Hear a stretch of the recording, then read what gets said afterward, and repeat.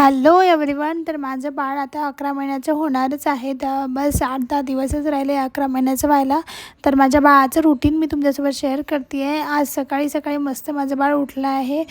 7 वाजले आहेत. 7 वाजताच तो उठला. मग मी थोडंसं त्याला आतमध्येच ठेवलं घरातच, कारण की थंड वारं होतं.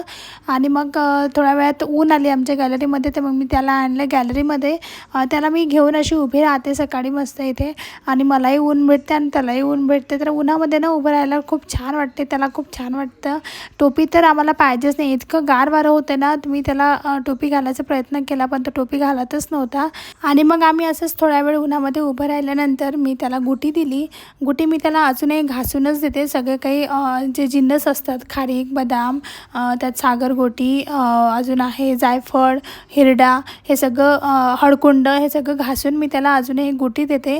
गुटी दिल्यानंतर थोड्या वेळ गेल्यानंतर मी त्याला परत कॅल्शियमची औषध देते, की जे की त्याची पहिल्या महिन्यापासून चालत आलेली आहे. डॉक्टरांनी 6च महिने द्यायला सांगितली होती, पण मी कंटिन्यू केली आहे. मी अजून जोपर्यंत आता ती एक बॉटल आहे ती संपत नाही तोपर्यंत मी त्याला सकाळची औषध देईल. आणि मग नंतर औषध दिल्यानंतर तो खेळतो. खेळल्यानंतर परत मी त्याला दूध देते, म्हणजेच की फीट करते. फीट केल्यानंतर आंघोळ करते. आंघोळ केल्यानंतर ना तो एकदम फ्रेश होऊन जातो, त्याला खूप फ्रेश वाटते. मग मी सकाळी त्याला छान तेल मालिश करते, आंघोळ करून देते. आणि आंघोळ केल्यानंतर त्याची मस्ती तुम्ही बघू शकता. आंघोळ खूप छान करतो. मला अजूनही लहानपणापासून कधीच आठवत नाही की तो आंघोळ करताना कधी रडला असेल. त्याला आंघोळ करायला खूप आवडते, तेल मालिश करायला पण खूप आवडते. खूप मस्त तो मालिश वगैरे करू देतो आणि आंघोळही खूप छान करू देतो. पण आंघोळ केल्यानंतर ना त्याला इतकी मस्ती येते की त्याला काय करून काय नाही असं होतं. त्या क्रीमच्या डब्यासोबत खेळू की पावडरच्या डब्यासोबत खेळू असं होतं. आणि कपडे नाही घालू देतो. मेन म्हणजे कपडे घालायसाठी त्याच्या मागे फिरावं लागते. जेव्हापासून तो टोंगळ्यावर आला आहे, रांगायला लागलेला आहे, तेव्हापासून तो असं इकडे तिकडे रांगतो, इकडे तिकडे मला फिरायला लावतो.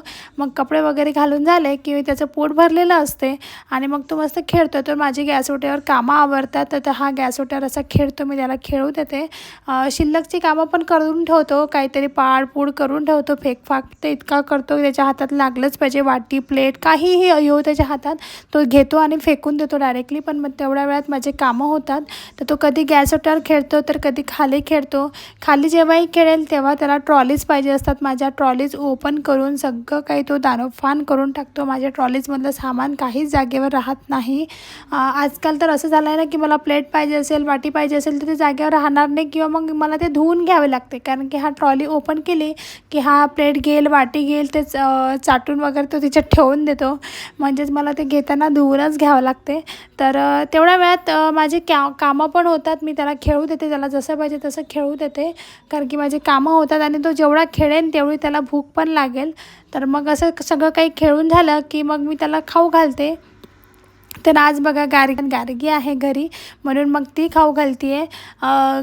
मस्त ती खाऊ घालते, तिचा काहीच प्रॉब्लेम नाही आहे. तिला थोडंफार म्हटलं ना की गार्गी हे खाऊ घालते, ती खाऊ घालते. पण एवढंच आहे की तो थोडे नखरे करतो, मान इकडे तिकडे हलवतो, म्हणून मग ती थोडंसं का होईना पण ती खाऊ घालते. बघा गार्गीने इथे लॅपटॉप लावला आहे ना, तर तो नुसतं लॅपटॉपवरच जात होता की म्हणजे त्याला म्हणायचं होतं की माझं गाणं लाव.